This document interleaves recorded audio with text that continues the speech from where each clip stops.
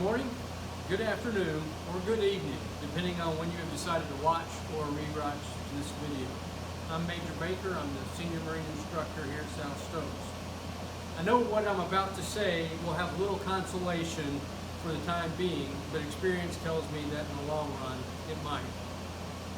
Once, many years ago, while stationed at Camp Lejeune, I had one of several miserable experiences in my career. I believe it was during the winter of 1989, and my unit had been in the field for several days, and we were returning to the base so we could go repack our gear and reload and head to Fort Bragg for a couple more weeks. The day was very cold, and somehow it managed to rain and not snow, which was a surprise. It was wet and not a whole lot of fun. At least we were getting ready to get into a Humvee that had a heater, and things would only get better. Well, guess what? The heater didn't work. There was no power to the blower. I had diagnosed the problem and got some communication wire and ran a new circuit. Voila, or so I thought. It lasted a minute or so before the wire had melted and because it could not handle the load of the heater. Luckily, it didn't catch fire. We abandoned the heater and just accepted that we would be cold.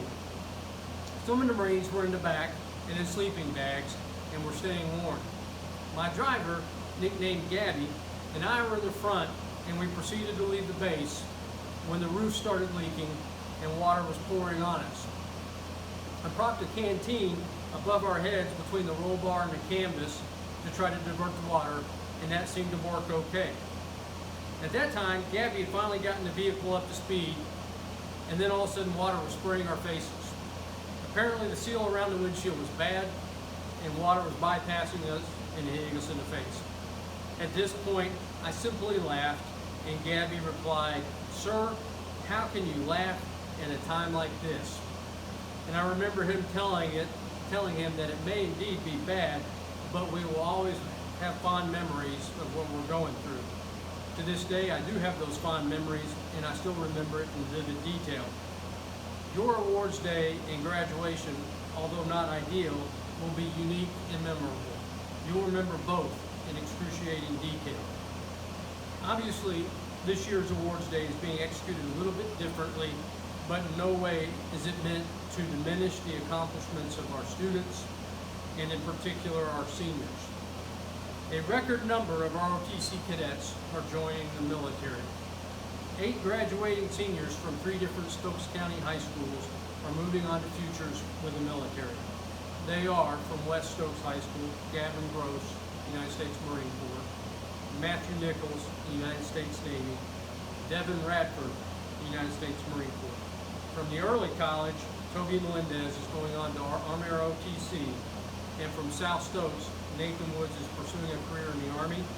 Belle Williams is joining the Air Force. Cameron Smith has joined the Army, and Grayson Bullens has joined the Marine Corps. ROTC would like to recognize several cadets for their contributions over the last several years.